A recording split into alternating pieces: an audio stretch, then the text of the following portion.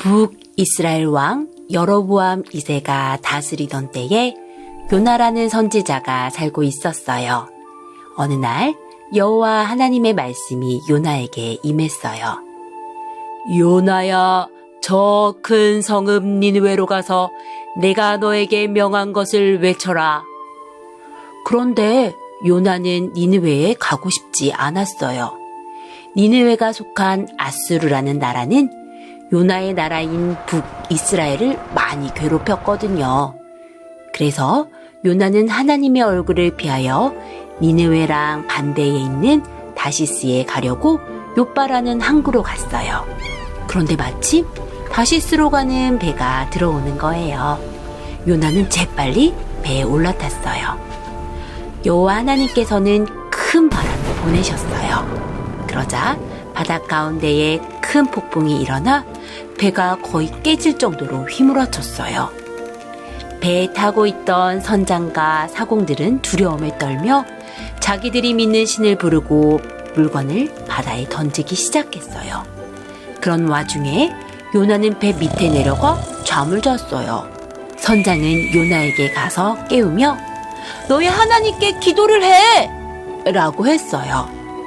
그리곤 누구로 인해 이 재앙이 임했는지 제비를 뽑자고 했지요. 제비를 뽑았는데 글쎄 요나가 뽑혔어요.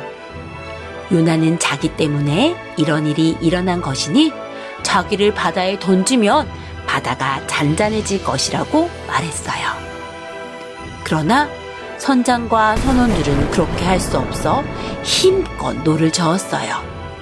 하지만 점점 더 거칠어지는 풍랑에 할 수 없이 요나를 들어 바다에 던졌어요. 그러자 놀랍게도 바다가 곧 잔잔해졌어요. 선장과 선원들은 하나님을 두려워하며 여호와 하나님께 제물을 올려드리곤 기도를 드렸죠. 바다에 던져진 요나는 어떻게 됐을까요? 하나님께선 큰 물고기를 보내셔서 요나를 삼키게 하셨어요.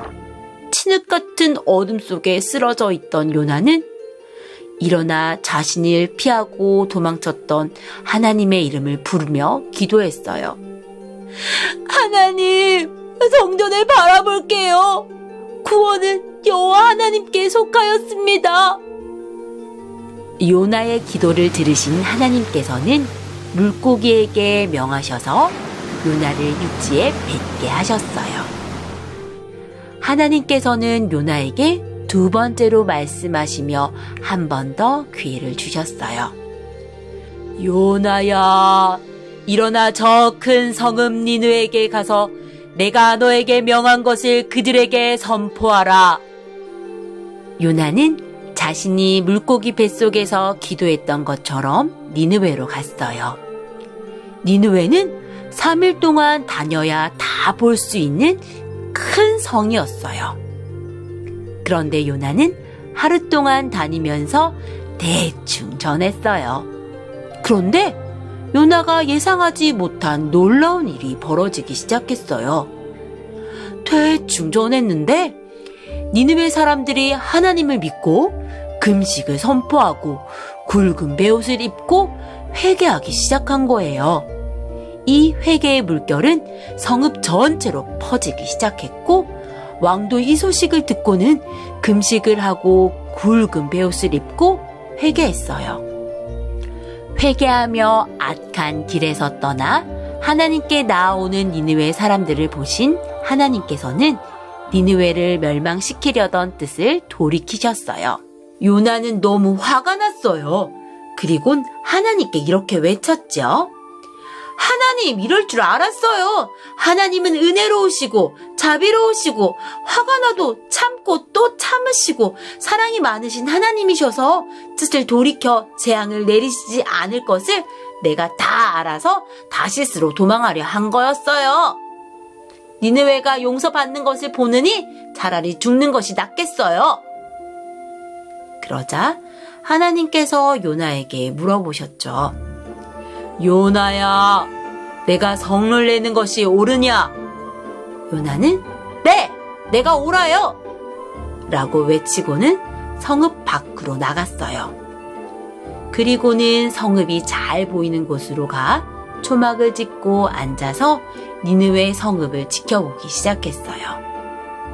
그런 요나에게 하나님께서는 박넝쿨을 예비하셔서 시원한 그늘을 만들어 주셨지요.